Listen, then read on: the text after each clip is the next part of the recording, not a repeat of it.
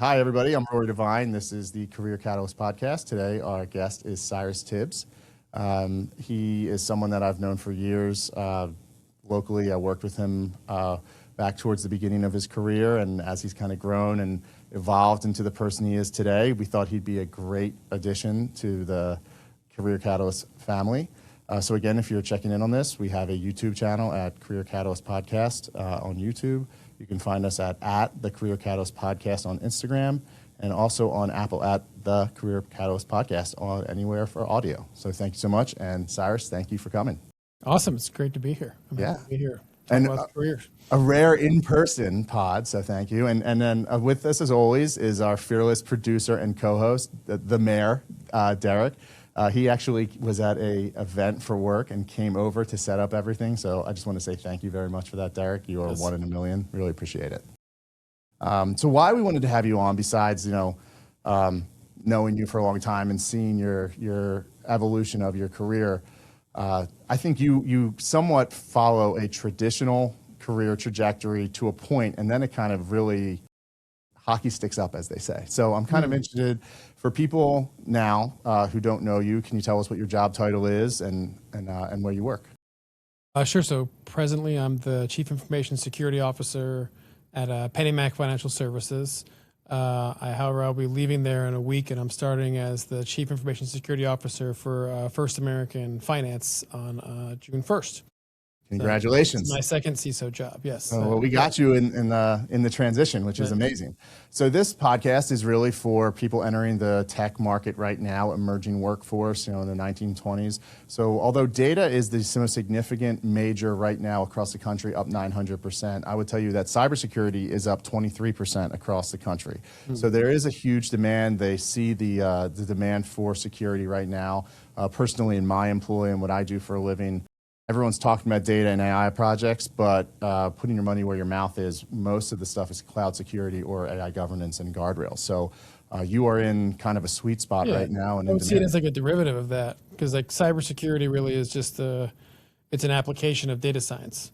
And so like with the explosion of data and the number of platforms you have to support and cloud and third-party integrations, I used to always think that like, when I first started in cybersecurity, I was like, is this really going to last as a career? But it keeps getting larger and crazier and more difficult. And, it's important to memorize the principles, but the methods are many, many, many these days. So it's especially now with AI coming around and everything, I think it's going to be a big change. So I keep seeing the demand growing. Yeah, I agree. And I think the undergraduate workforce sees that as well, which is why you're seeing the uppage in cybersecurity.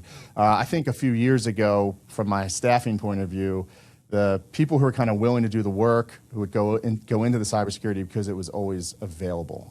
I think a lot of people are always chasing maybe sexier positions in the industry, but now they're realizing that this is steady and it's growing and it's becoming more prevalent. It's definitely not the sexy part of the business. So if you're looking for the sexy part of tech, I don't think cyber is it. It's more of you're kind of more the security office, back office kind of role.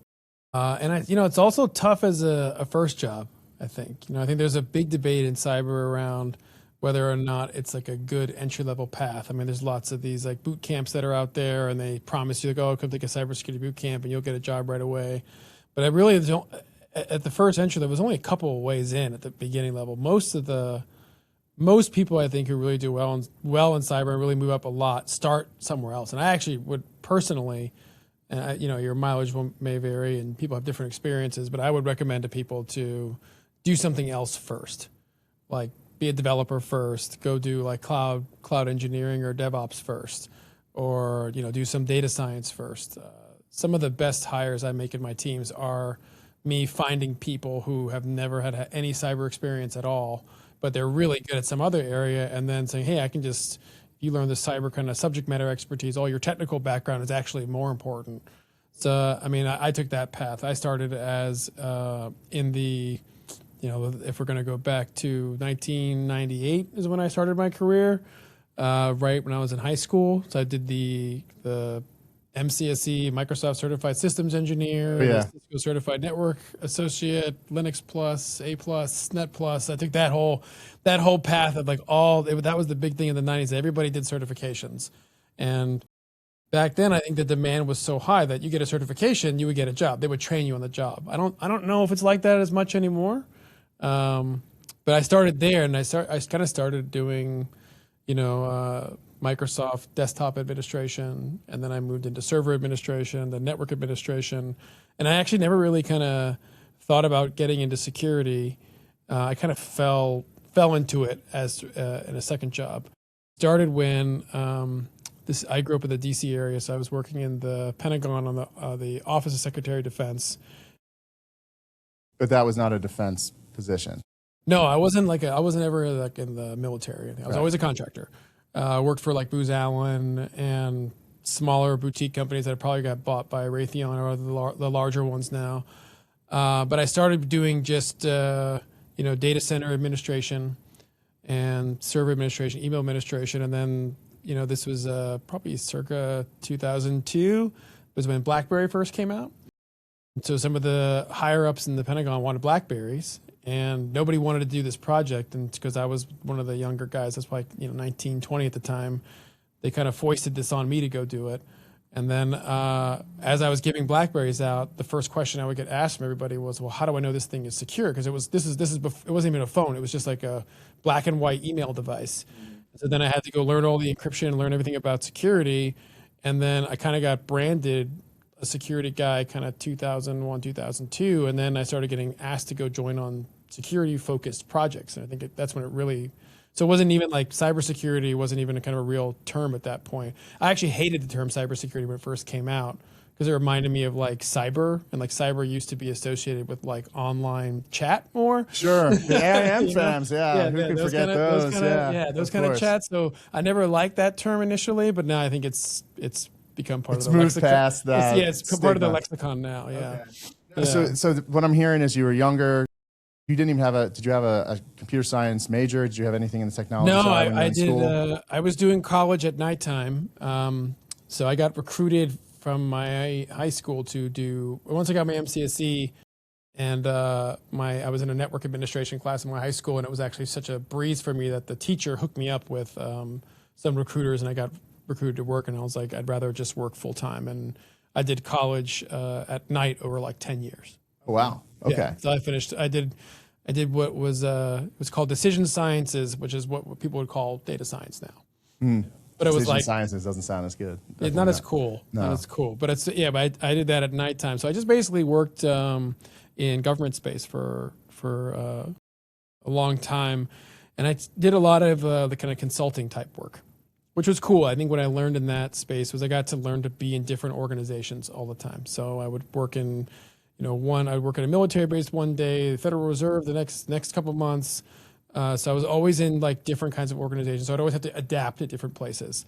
And I think that was really valuable for me to have that kind of experience. And the exposure to how different industries and companies and branches of the government are run is awesome. So that's really absolutely. invaluable. I mean, there's like a lot of time people say, well, the government is always slow or something, but it's like I've seen private sector companies that are worse than government organizations, and so it's not always the case.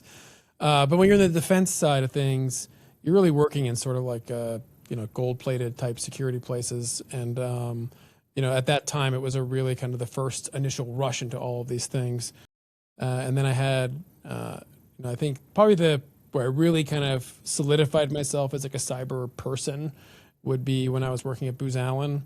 I wrote 2 NIST publications that are deprecated now, but it was NIST 848 and then 800-127. Valuable in the moment, though. It was back when wireless networks didn't have the latest security they have now, and they were very easy to break into wireless networks. So there was this time in the early 2000s, you remember, everyone was like, wireless is not secure. And so then there are all these projects to do like, encryption overlays on insecure wireless. And so I wrote 2 publications on that. I think that was probably the first big catalyst in my career. So wasn't that the BlackBerry fad was because I think the BBM code was a secure link to another device, They did the encryption right. Yeah. Right. And so when I learned the BlackBerry encryption, I kind of said, oh, okay, well then there were other, that prepared me for all of these projects to fix wireless networks. So basically, there are all these, military organizations and government organizations that had wireless networks, and they realized they could be, broken into very easily. So I had pretty good bread and butter for about 3-4 years, just going to different places and just upgrading the security on wireless networks. I did that for a while, and I ended up in Los Angeles when I had a contract with Homeland Security I was doing security gap fits for various utilities around the country, like all the major utility players. And when I came to Edison, I proposed a program to them to kind of really upgrade their security and make a big investment in their cybersecurity, and then they offered me a job to come work here. So I ended up doing that. And that's probably when I switched from the consulting world, again, the consulting world is great. I mean, I would highly recommend it. I think people who are just getting out of school, working at a large consulting firm is a great place to go.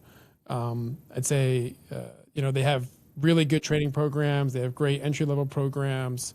They'll put you'll get a lot of wide different experience. You'll be exposed to people who are much more senior than you, and they're usually large organizations. I worked for Accenture for a stint, and it's hundreds of thousands of people. So there's all kinds of stuff you get exposed to, and all kinds of knowledge systems you get exposed to. So I think I'm really glad I did that at first.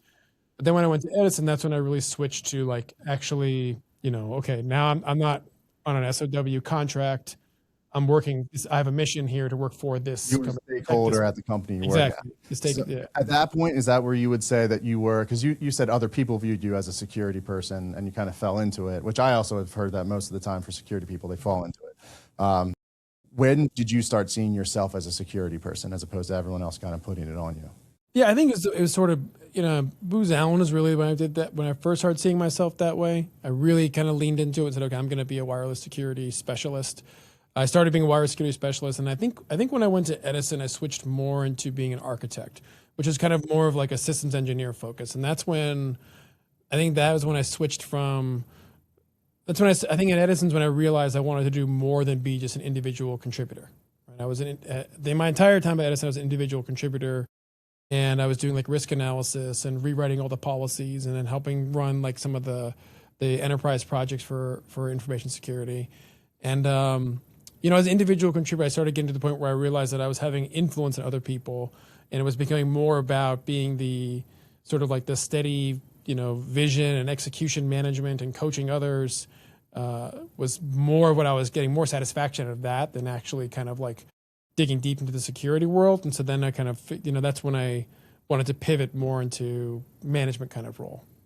Yeah, I've seen you do, you spoke at the InfraGard event, and even with a couple Wi-Fi snafus, no shade to Derek and his establishment, you did really well. But yeah, I've known you for over 10 years now, and I believe one of the reasons people gravitate to you is that you identify things as obvious to you when they are simply not to, like I would say, the Gen Pops. Oh, yeah, then you should do this, and then I'm laughing. I'm like, I don't think anyone's following this train nearly as quickly as you, or is even on the same track. So that's always been a challenge. It's always been a challenge, I guess. Yeah, I kind of never see myself as like knowing a lot of things. I always try to stay curious about things. So I always want to ask lots of questions. I always tell people, if you give me time, I'll just ask you questions until death until I stop. Powerful through line in this podcast. All the people who have made it to certain points in their career have stayed curious throughout. So that's good to hear. I mean, that was really the thing I realized, is that when I was an architect at Edison, I mean, Edison's huge, right? You're talking about, 800,000 to 1 million systems, probably all different kinds of systems, all kinds of different challenges.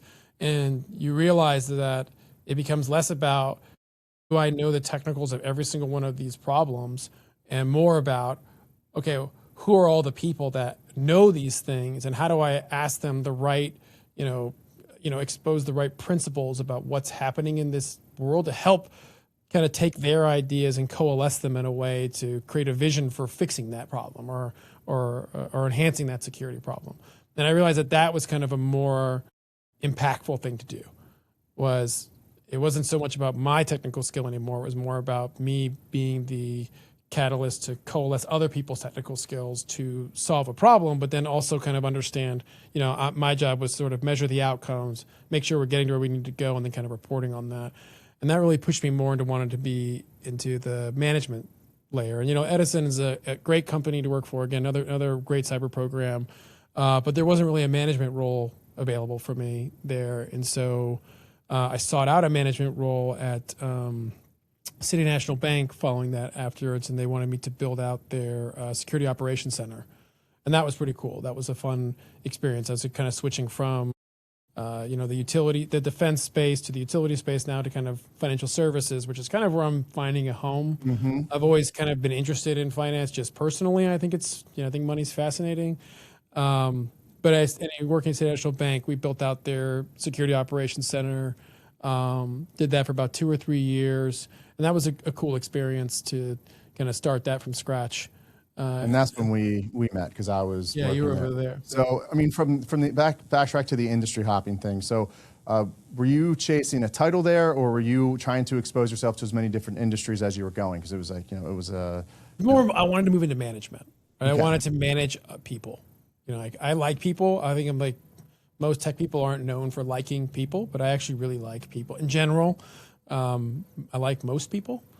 And so I kind of realized, like, hey, I'm actually good at kind of, helping, setting a vision and getting people to understand like what's in it for them, and building a strategy people can buy into, and coaching and feedback. And I really kind of get into more the leadership side of things. And I really wanted to, I kind of felt that when I was at Edison, that I was like, okay, this is something else I think I'm good at. And I realized I can be effective like this. So I think it wasn't really chasing a title as much as like, I want to be in a place where I can grow that skill, grow leadership skill, right? Yeah, I recall when we first started working together, some managers just give like, here's a list of requirements. I was an account manager at City National. You would be like 30,000 foot view, 20,000, 10. This is why this is important. This is why I need that. And I remember walking out of there thinking like, that was more than enough time. He didn't need to give me that. I could have gotten like top 3 tech stack or whatever priority. Right. And you really took the time. So I think that's good to identify yourself. Management isn't for everybody. So I think if you can identify that within yourself, and self-awareness is always a superpower in that with your career, I think that's important for everyone to know. Absolutely. Yeah, I gravitate toward servant leadership is my style. I really like, each individual person is showing up to work for a different reason. And, some people are, they really love the technical side of it. Some people are just doing a job. Some people have different motivations for what they want to do. So I like to kind of understand what drives people and kind of meet them where they're at, and try to figure out a way to connect where they want to go in their career, what they're trying to accomplish with what the mission of the company is and the mission of the program is. And I really enjoy just watching people grow, because, there have been some folks in my career where I just give them kind of a simple, this is the outcome we're trying to achieve. And, just with, regular coaching 2-3 times a month, they, just to kind of keep the guardrails in place, they've grown tremendously, and it's super satisfying because you can really multiply that effect. You kind of help people, feel motivated in what they want to do and driving that. So if I see it now as my job to, I set a vision for the program, make sure the vision aligns to the company business vision, because,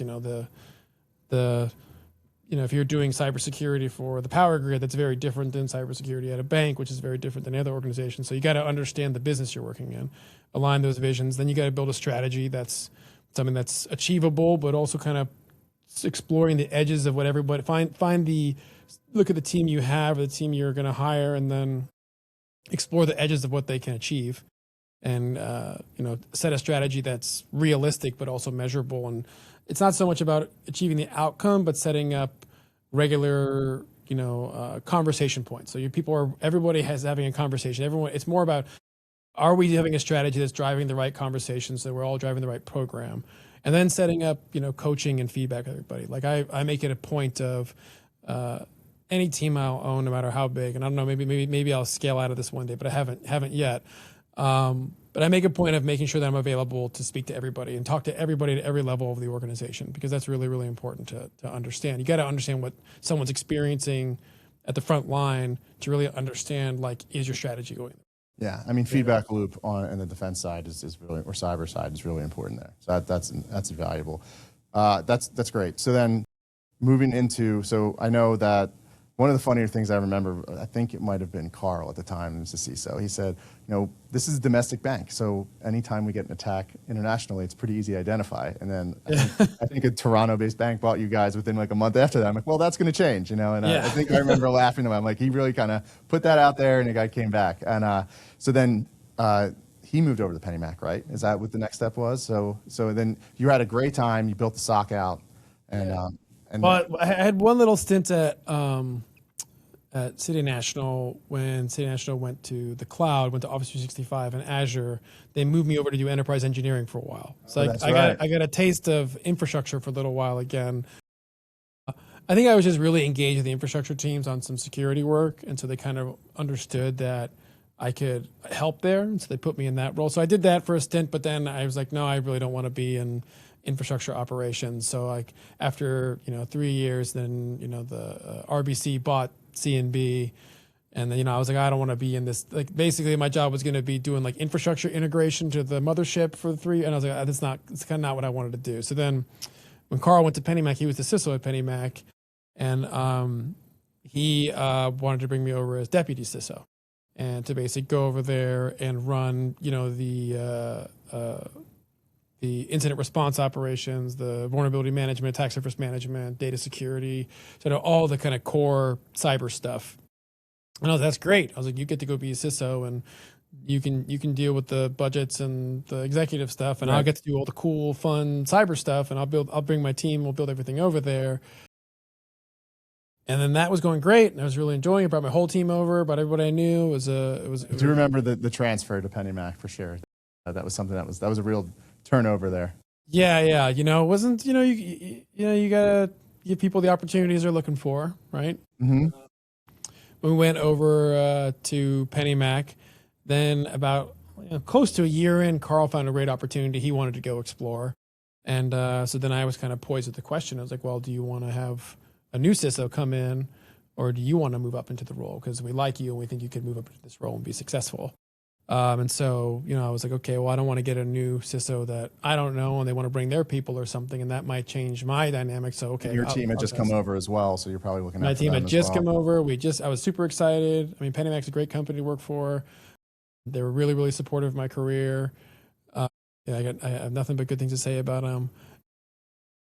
They gave me the opportunity. They were like, hey, this is, we think that you can do this. And they gave me the chance to do that. And it was Lior Ophir who gave me that first chance to do that. So you always got to remember the people that, believe in you. 'Cause I think that first step into CISO, I never really thought I would ever get to that role. I always thought that was like a role you get to because, either, somebody or somebody trusts you, or you have some other kind of way into it.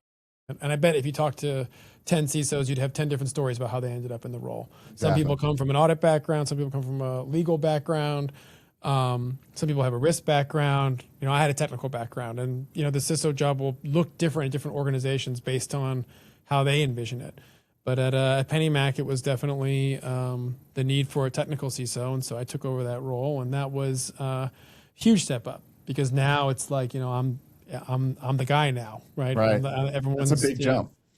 And you were 37, right? 30. I was 37 when I became CISO. Yeah, 37 years old. Yeah, that's an accomplishment. Yeah, I mean that doesn't. It's funny because I feel like one of the last pieces of for career purposes, cybersecurity has the most clearly defined path of career trajectory. I think everything else is kind of eroding at this point. Right. But this to go from where you were, running the SOC and going back into infrastructure and then making the leap over to deputy CISO. I think once you get to the top, like you mentioned, the CISO piece is how everyone makes that final leap is different.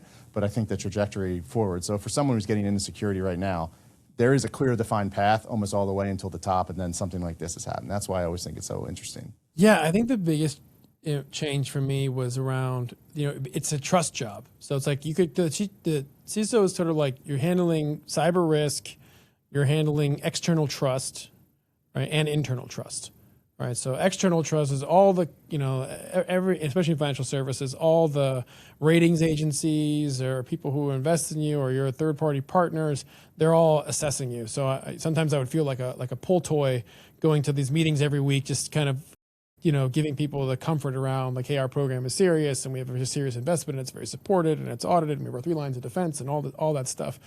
But I had to learn that quick, right? That was the big thing is I was so used to being in the kind of technical strategy person and everyone looked at me for that kind of guidance, then to all of a sudden switch into a role where, most of the people I'm talking to are not technical, right? And most of my key stakeholders who are going to judge my success are not cyber technical.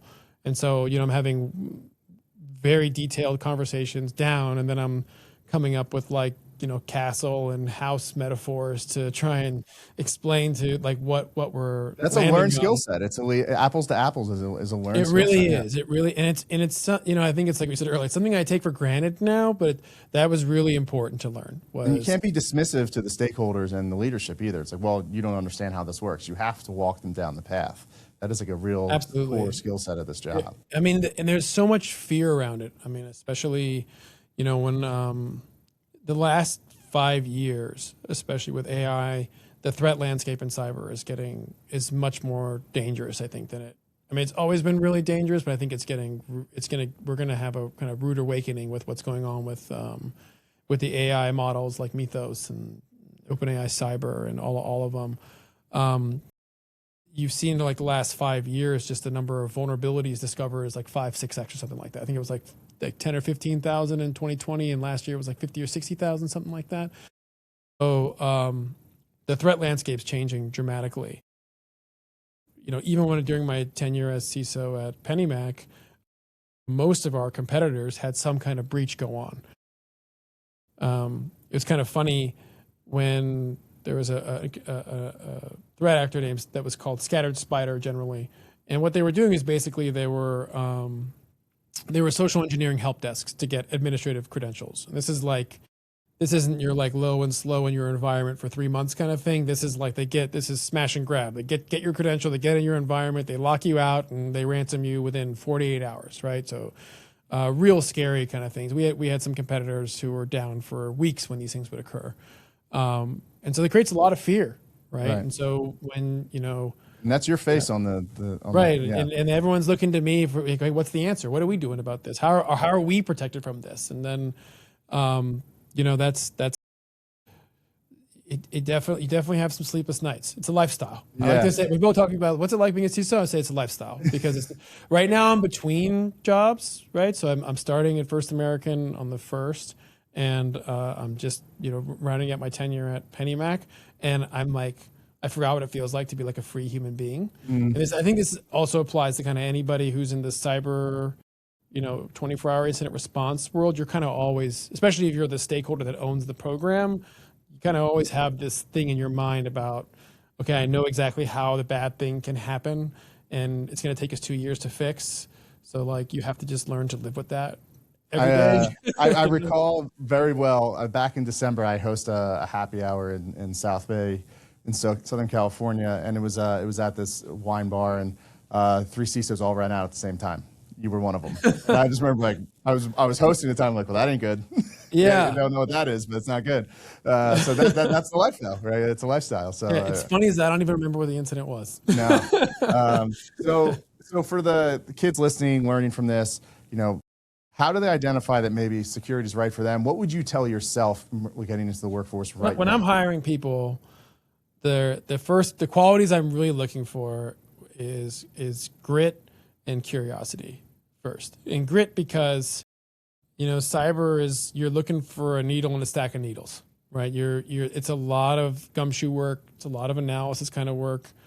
And you're in loss avoidance. You can't really calculate the value of loss avoidance. I mean, everybody knows there's some big loss, but loss avoidance is what you're in. So I'd say curiosity and grit is probably the first thing.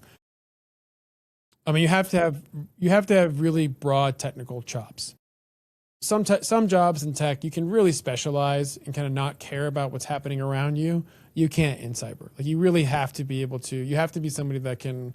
You got to understand hardware and cloud and network and operating systems and software and development and I don't know, probably, and data security, and like, you really need to have.